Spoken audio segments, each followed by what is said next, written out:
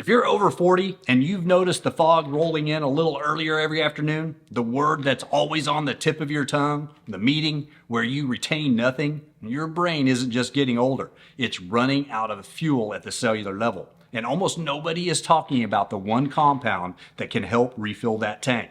Now, I'm JD, pharmacist, 30 plus years in healthcare, and today I'm giving you the exact protocol, dose, timing, what to expect, and when for using creatine to protect your brain after 40. So stay with me. This one is the protocol I wish someone had handed me a decade ago. Here's the setup, and I'll keep it tight because we've covered the mechanism before.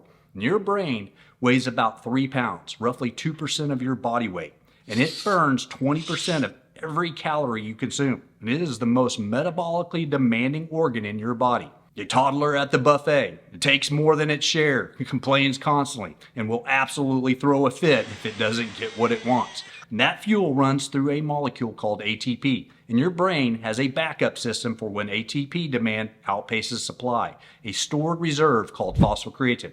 And think of it as the emergency tank. When you're stressed, underslept, making decisions all morning, running on 4 hours of rest, your neurons pull from that tank faster than it can refill. And what does that feel like? Mental fog by 2 in the afternoon, word retrieval that takes a beat too long, and sitting in a meeting and realizing you retain nothing for the past 45 minutes. Not dramatic enough to send you to the neurologist, but obvious enough you know something is off. And that's not a character flaw, that's biochemistry. Now, here's where it stops being a performance conversation and starts being a protection conversation. Researchers are actively investigating whether chronic low-grade brain energy deficits contribute to the metabolic environment that precedes cognitive decline, the fog before the storm that eventually becomes dementia and Alzheimer's. And that science is still developing, and I want to be clear about that. But the mechanistic rationale is real and compelling. Maintaining adequate brain phosphocreatine is not a fringe idea. It is grounded in how brain energy metabolism actually works. A 2024 study in Scientific Reports used phosphorus MRS, direct brain scanning, and found that creatine supplementation helps sustain phosphocreatine and ATP levels in sleep-deprived subjects and actually stabilized brain pH. That is not a supplement company press release. That is hard biochemical data from inside the living human brain. And a 2022 meta-analysis in Nutrition Reviews found meaningful improvements in memory in older adults, with the strongest effects in participants aged 66 to 76. And a subsequent statistical critique raised questions about the broader findings, but the older adult subgroup results held up through reanalysis.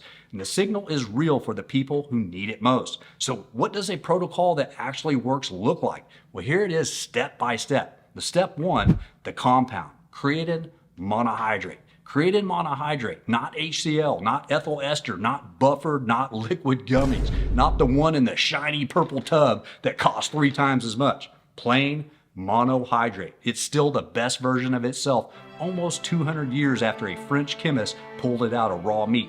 And every few years, a new advanced form promises better absorption or less bloating, and none have beaten plain monohydrate in a head-to-head research. To save your money.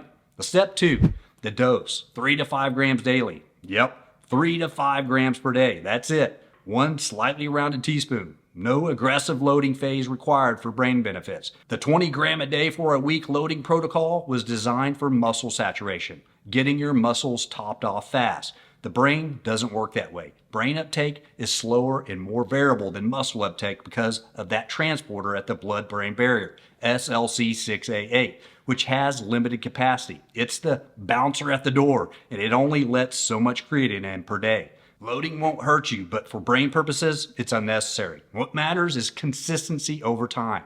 So step 3, timing. It doesn't matter nearly as much as consistency. A few studies show a small edge to taking creatine right after training. Plenty find no difference at all. The effect of timing is tiny next to the effect of taking it every single day. So pick a time you'll actually remember.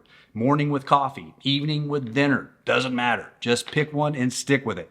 And if an influencer insists there's a secret anabolic window, I'd bet the brand sponsoring him sells a pre-workout only version.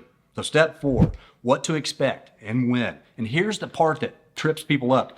you are not going to feel it on day 3. You're going to feel it around week 5 or 6. The 2026 narrative review in the Journal of Nutritional Physiology notes that only studies using 20 grams per day for 4 weeks clearly demonstrated increased brain creatine by direct measurement. But lower chronic doses still improved cognitive outcomes in trials, particularly in the sleep deprivation and memory literature. So patience is part of the protocol. Your brain's creatine stores fill slower than your muscles, but when they do fill, and a 3 to 10% increase in brain creatine content is what the research supports, you're going to wonder why nobody told you about this sooner. All right, step number 5. Who feels this the most? If you eat little to no red meat, or if you follow a vegetarian or vegan diet, I'll try to say that without making a nasty face, you will feel this more than almost anyone. Your dietary creatine is essentially 0, which means your brain's internal synthesis system has been carrying the entire load by itself your whole life. Supplementing closes that gap faster for you than it does for the guy eating steak 4 nights a week. I can't beat those fillets and New York strips, but I can supplement. And if you're 55, 60, 65, the research is pointing hardest in your direction. The strongest memory benefits were seen in the 66 to 76 age group. The older brain has more to gain because the energy deficit is more pronounced. Think of it this way. You already train your body so it doesn't fail you at 60. This is investing in your brain so it doesn't fail you at 65. Same logic, same commitment, 1 additional scoop. The brain benefits of creatine are not a side effect of trying to build muscle. They are a primary mechanism. The sports world stumbled onto this while chasing a bigger bench press. And neuroscientists are now imaging living human brains and watching what it does to the cells responsible for your memory, your focus, and your long-term cognitive health. We're right now in real time figuring out what creatine does in the brain. And if you are over 40, you are living through the most important chapter of this story. Here's what I want to tell you, and I'm going to keep it brief.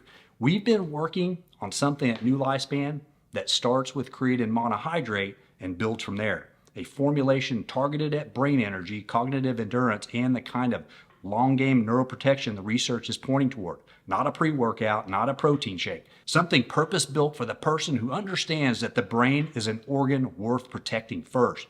It is almost ready, and if you want to be first in line when it drops, head over to newcreatine.com, and I'll leave the link down in the description below, and get on the list for a free sample. Now, of course, these statements have not been evaluated by the good old FDA, but every single ingredient will have peer-reviewed research behind it. That is non-negotiable for anything with our name on it. So here's the protocol one more time. Creatine monohydrate, 3 to 5 grams daily. No loading phase needed. Pick a time, take it every day, and give it 5 to 6 weeks. And if you don't eat much red meat, you'll feel it the most. And if you're over 60, the research says you have the most to gain. And that's it. 1 compound, 1 scoop, 1 organ that's been carrying everything else. Drop a comment right now. Are you already taking creatine? And if so, were you taking it for your brain or just your body? And are you going to start? And I read every single one, and your answers directly shape what I cover next. Hit subscribe for evidence-based content every week for people over 40 who want to stay strong, sharp, and ahead of the curve.